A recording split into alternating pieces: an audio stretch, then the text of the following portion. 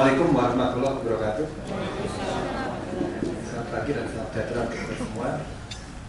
Terima kasih untuk kesempatan berbagi atau sharing tentang mungkin inisiatif yang dilakukan untuk mendukung industri kesehatan. Kami sebut ini namanya Telkom eHealth Cloud. Ya, cloud ini mungkin sering didengar atau sering dibaca di berbagai informasi bahwa sekarang apapun dengan perkembangan teknologi digital itu bisa diakses dengan media-media yang ada, begitu ditaruh di suatu tempat disebut cloud. Dan mungkin alhamdulillahnya sekarang boleh dibilang IT tidak lagi menakutkan seperti dulu, karena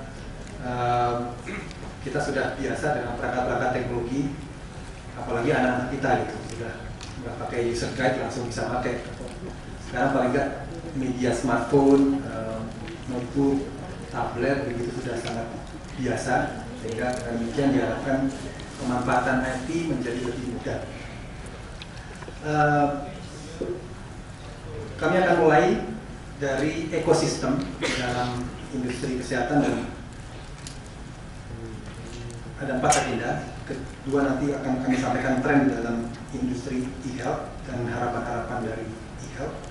Kemudian bagaimana information system untuk e-health, dan terakhir apa solusi Telkom untuk mendukung e-health. Berbicara menyangkut e-health ekosistem, bisa diberikan mungkin kalau kita sebut kondisi saat ini, ekosistem e-health ini atau ekosistem kesehatan memang masih fragmented. Bagaimana masing-masing mungkin secara sendiri standalone begitu membangun kesistemannya dan belum saling terhubung. Dan oleh karena itu, e-health menjadi sebuah harapan untuk bisa bagaimana interkoneksi, interoperability, pertukaran informasi dan sharing bisa terjadi di antara semua stakeholder di dalam ekosistem kesehatan, apakah itu klinik, rumah sakit, dokter, farmasi, pemerintah daerah, begitu, puskesmas dan lain sebagainya di dalam sebuah sistem yang memungkinkan untuk bisa saling terhubung. Dan ini harapan ini dari sistem e-health saya rasa sangat dimungkinkan. Nah, ini kalau dari gambar ini ingin diperlihatkan bahwa memang dalam stakeholder dari industri kesehatan itu ada banyak, bisa ya, ada di rumah sakit, ada di farmasi, ada dokter, ada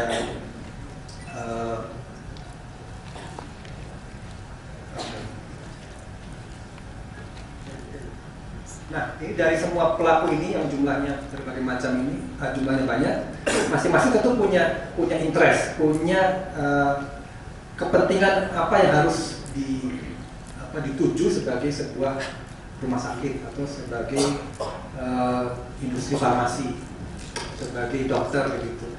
Tetapi yang penting mungkin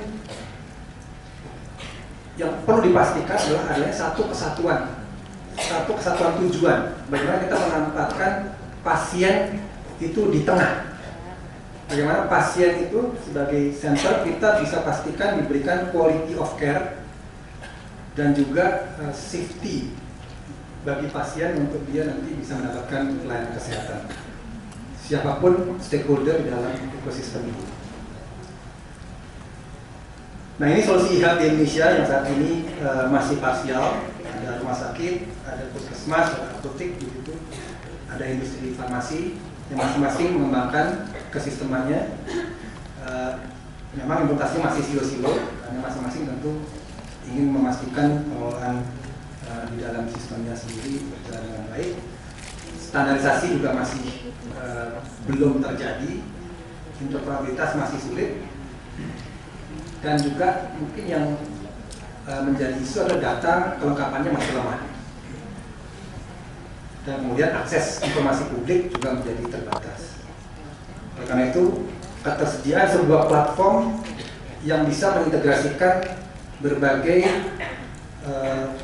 partial implementation ini bisa disatukan, dipertukarkan, ini menjadi sebuah hal yang bisa memberikan manfaat. Ini ada sebuah kutipan, ini ada berita, mungkin dari Kompas. Dokter kita masih enggan pakai teknologi informasi.